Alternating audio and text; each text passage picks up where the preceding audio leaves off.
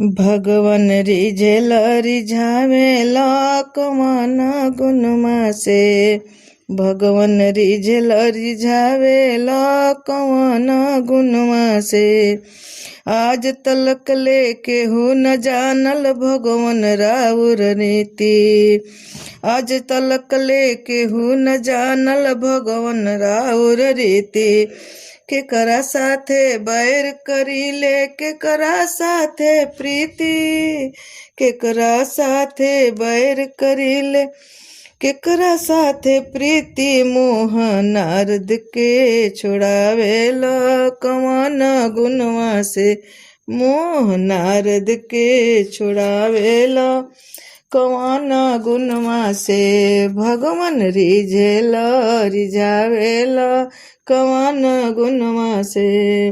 ना खैल पकवान मिठाई दुर्योधन घर जाके।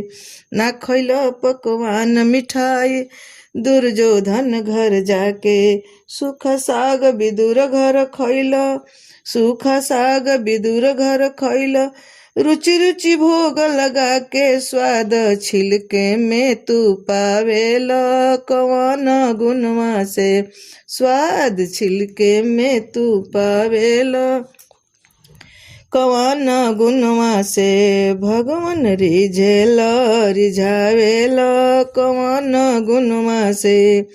ना अइल मथुरा से तड़पत रह गईली ब्रिजनारी।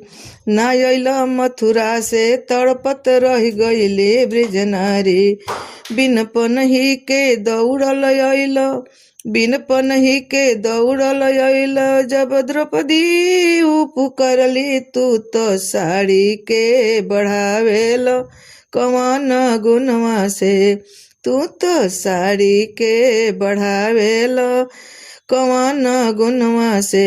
भगवन रिझेल रिझावेल कवन गुणवा से। नाम यजामिल के बेटा नारायण सबसे प्यारा। नाम यजामिल के बेटा नारायण सबसे प्यारा। हे नारायण हमें बचाओ हे नारायण हमें बचाओ। मरती बार पुकारा लेके चक्र सुदर्शन धावेल कवन गुणमा से। लेके चक्र सुदर्शन धावेल कवन गुणवा से। भगवन रिझेल रिझावेल कवन गुणवा से।